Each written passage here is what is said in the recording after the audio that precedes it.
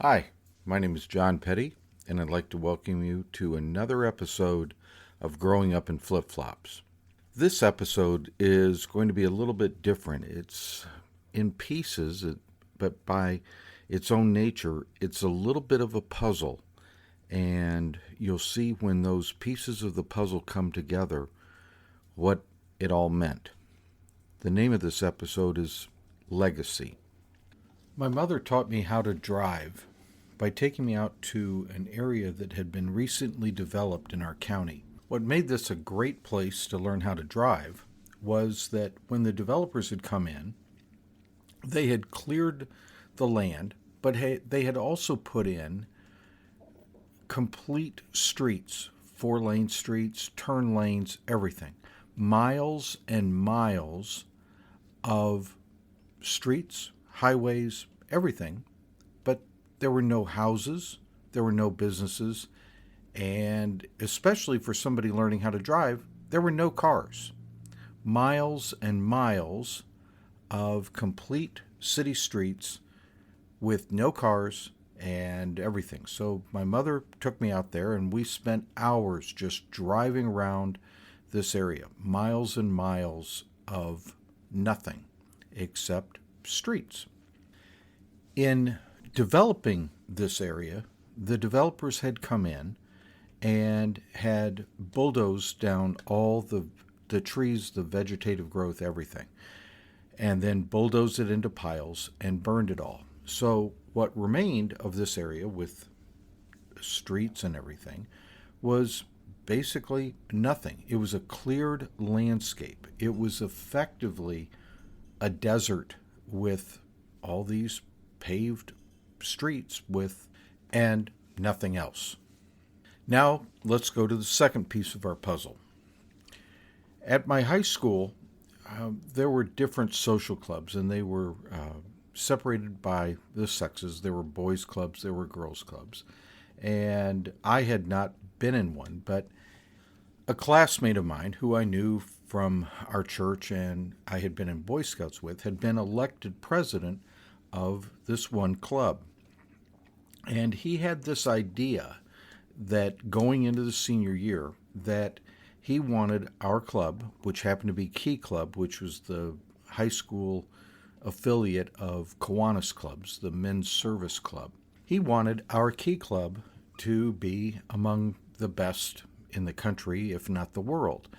And his plan for doing this was he looked at how the rankings were done. And he figured out that the method to do this was to go out and literally recruit the best kids in the high school that would complete the projects on which the rankings that Kiwanis ranked these key clubs on. So he went out and found the best writer in the school. He went out and found the best kid in speech class. He found the best kid that was an artist. And to each of these people that he recruited, he came up and he said, "You're the best at this in this school, and I want you to do a project as a member of Key Club. You don't have to do anything else. Just do the thing that you're good at and you enjoy." Well, he came to me and asked me to join, and the area that he was looking at was politics. I guess what he based this on was he had seen that I had been involved in politics in high school. I had worked on the unsuccessful 1972 McGovern campaign, if you can believe that.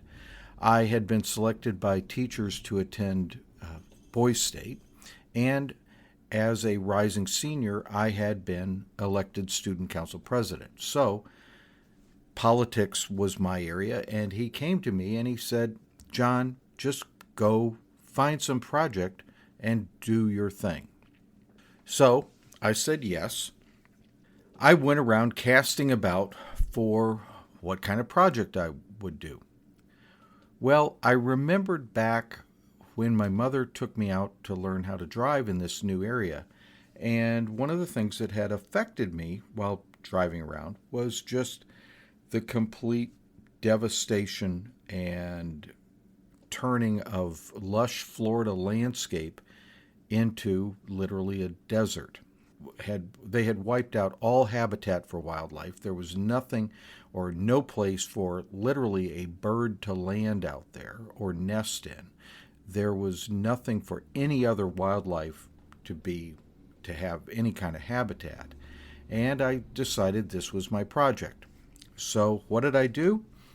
I went to a county commission meeting, and during the open public comment period, here's a 16, 17-year-old kid standing up and talking about the devastation of this habitat and that it had to be changed, that I was absolutely appalled at what was being done to the landscape and the habitat for wildlife and birds, and something had to be done. Well, long story short, somehow county zoning laws were changed. The zoning laws required that at least one native tree remain when they were out clearing this land per acre. If they didn't have one per acre, they had to plant a mature tree. Pretty amazing that this happened. I ended up getting my picture in the paper and an article about it and everything. But anyway, that was it. So let's put all the pieces of the puzzle together. In the first place, my mother took me out to what I would effectively call the world's largest driver training course, and I passed and got my driver's license. But an unintended consequence of it was that I saw this devastation that had been wreaked upon the landscape in Southwest Florida. As for the boy that was the president of Key Club, his plan was effective. My senior year of high school, my high school's Key Club was named #1 ranked Key Club in the world. Pretty big achievement, pretty amazing by this guy just going out and finding guys that were good in different subjects. And effectively, he, as the phrase is now, he taught to the test. And lastly, here's a 16, 17-year-old kid that saw stuff while he was out learning how to drive, then being asked by this guy to join Key Club and just find a project and do something. Me going to the county commission and literally getting a zoning law change that kept at least one tree per acre from being bulldozed down and burned. Now, let's fast forward to today. I recently had a chance to go back and visit my hometown and went driving around out where my mother had taken me to learn how to drive. That area is now developed. There's homes, there's businesses. But one thing that I did notice is there's these trees, about one per acre, and you can pick out the ones that have been there for 50 years. It's pretty amazing.